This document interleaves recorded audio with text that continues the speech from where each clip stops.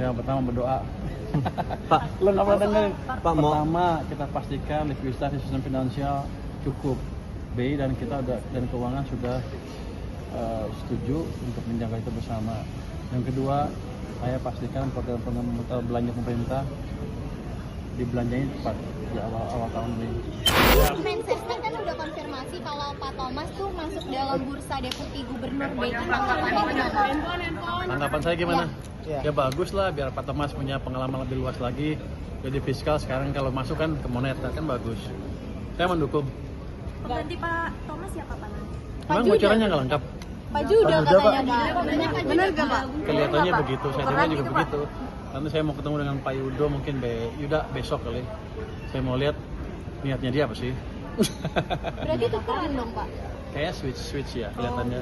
Kalau bocornya seperti itu ya? Kayaknya Iya. begitu, switch kelihatannya. Berarti kemarin Alasannya apa, Pak Thomas ke BI tuh sekalian Tambah gitu Pak. Disuruh ngintip-ngintip, apa di BI ada apa sih? Kan udah ngintip 2 kali cukup. Jadi dia pindah ke sana juga cukup, saya pikir. Pak, kalau soal perusahaan Cina katanya mau disidak 2 itu apa aja ya Pak perusahaannya Pak? Independensinya mulai terbius Pak, kalau gimana Pak? Gimana maksudnya independen Pak Julius? Iya, karena itu kan perpindahan dari SBI tangan ke BI Pak. Kan tukar BI juga pemerintah. Tukar kan? Jadi makanya saya bingung. Kalau Yuda Agung masuk ke saya, jangan-jangan orang Pak Ferry mau menekan saya di dalam. Enggak, itu satu exchange ya, pertukaran yang saya pikir seimbang. Nggak ada yang aneh. Kalau independensi nggak ada hubungan, kecuali nanti pada waktu ngambil keputusan ada intervensi langsung dari pemerintah.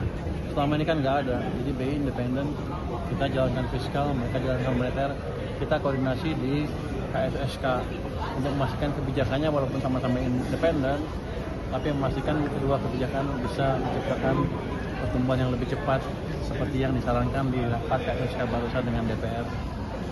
Pak, Apakah nanti Pak Thomas sebagai elemen dari pemerintah, Pak? apanya?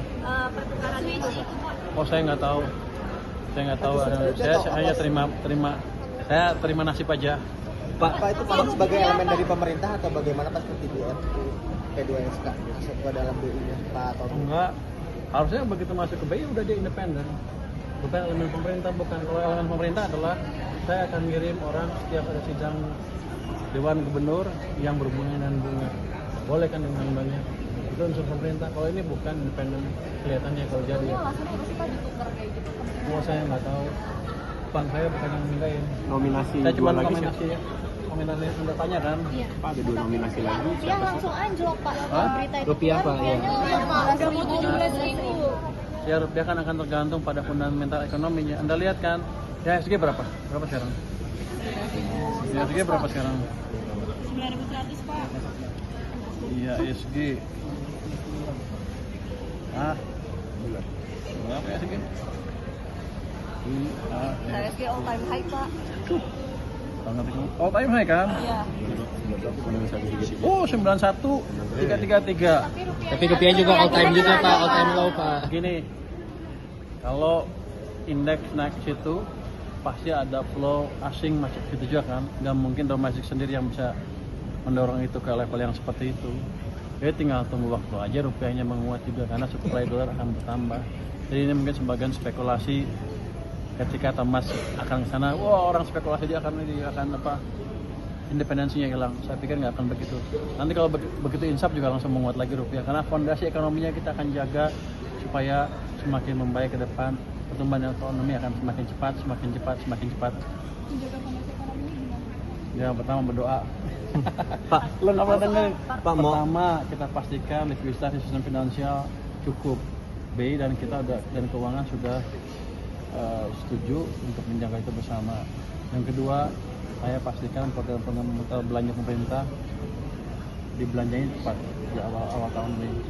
Terus kalau likuiditas sistem di sistem cukup kan biasanya recycling jalan kan. Habis itu kami akan perbaiki untuk investasi dengan di bottleneck yang harusnya ini rapat 2 kasus tapi karena sidang DPR ditunda besok atau besok kayaknya. Jadi kita akan perbaiki semuanya, kita akan perbaiki sisi supply, sisi demand, itu investasi, kebijakan moneter, kebijakan fiskal, sektor semuanya kita jalankan. 6% nggak terlalu sulit. Bukan kemarin, saya bilang kan dalam setahun. tahun ini 6% bisa, karena ekonomi itu responnya cenderung agak lambat kalau timbul beberapa bulan. Kalau saya injek sekarang ke sistem mungkin 4 bulan baru kelihatan. Tapi kan Anda lihat, triwulan pertama udah kelihatan Januari udah lebih bergairah dari 10 tahun sebelumnya kan. IHSG naik itu bukan karena pemain pasar bodoh, mereka itu orang-orang pintar. Mereka melihat prospek ekonomi ke depan seperti apa, mereka nilai kebijakan kita seperti apa, kemudian mereka tentukan posisi berdasarkan itu. Jadi asing sudah masuk sini 3 bulan terakhir kan modal asing inflow-nya positif. Pak, mau update mengenai cukai layer baru untuk rokok ilegal, Pak? Itu jadi rinciannya gimana sih, Pak? Apakah akan ada cukai baru untuk khusus rokok lokal atau seperti apa gitu, Pak? Kita ciptakan cukai baru khusus, belum diputusin, tapi ada diskusi kira-kira akan memberi ruang pada rokok-rokok ilegal untuk masuk ke situ. Nanti begitu ada cukai itu mereka masih main juga, kita kan tahu pusat-pusat industrinya di mana, saya akan tutup. Yang ditetapkan sebagai rokok lokal tuh ada pemisahnya nggak sih, Pak, antara rokok impor dari dari luar ataupun ada rokok yang memang diproduksi lokal? Lokal pure lokal yang ada di Madura itu. Iya, Madura dan tempat-tempat lain. Kalau yang luar yang legal ya saya tutup. Ada ampun itu mah.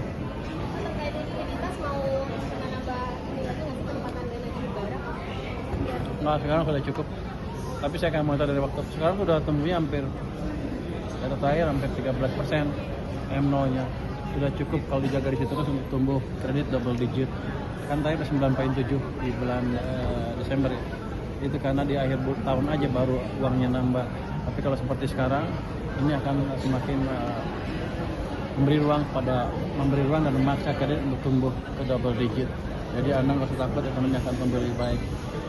Pak, soal konflik terhadap defisit, Bapak ada tanggapan nggak, Pak, untuk meyakinkan pasar defisit fiskal semakin mendekati 3% atau mungkin ada kemungkinan melewati?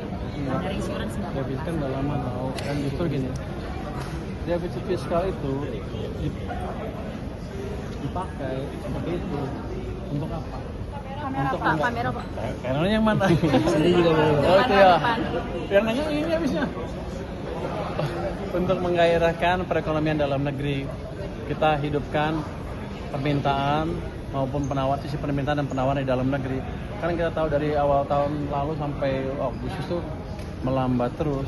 Jadi kita perlu instrumen untuk memastikan semuanya berbalik. Kalau enggak kita sekarang udah menuju krisis, resesi dan krisis. Tapi kan kita udah balikan. Jadi defisit fiskal adalah suatu konsekuensi logis dari kita menjalankan kebijakan counter cyclical untuk membalik arah perekonomian, dan sekarang ekonominya sudah berbalik arah. Jadi prospek kita ke depan akan lebih bagus. Itulah yang disebut kebijakan fiskal yang cerdas, saya pikir. Pak, soal perusahaan baja yang sudah itu kan udah Paling bayar sudah pajak. 3% sudah lewat, 3% sudah lewat. Jadi di situ kita ini, tapi kita berikan dorongan maksimal buat perekonomian. Kalau enggak kita susah semua sekarang. Demo yang terjadi di bulan September, Agustus akhir September awal itu indikasi bahwa masyarakat sudah susah cari kerja, makanan sudah terganggu segala macam. Jadi kita mesti menciptakan kebijakan yang membalikan arah itu, mengatasi itu. Kan sekarang udah nggak demo kan? Sedikit kan demonya. Dulu waktu gua ngomong gitu lu pada marah. Ini menteri yang baru asal ngomong. Tapi ya betul, ketika mereka punya harapan yang lebih besar dan bisa mencari pekerjaan lebih baik dibanding sebelumnya, lebih baik kerja dibanding demo. Jadi kewajiban kita, pemerintah dan bank sentral dan lain untuk memastikan bahwa ekonomi tumbuh lebih cepat ke depan sehingga lapangan kerja tercipta lebih banyak, sehingga orang nggak sibuk demo tapi sibuk bekerja. Pak, soal perusahaan Cina, Udah ya? kan mau disidak 2 perusahaan itu apa aja, Pak? Apa? Perusahaan Cina yang nggak bayar KPN, katanya mau disidak 2 perusahaan itu namanya. Sehari 2 hari ini saya akan ke sana. Pak, ada 1 ton beras ilegal. Nanti Anda dibawa, saya bawa. Pak, 1 ton beras ilegal di kantor BCA.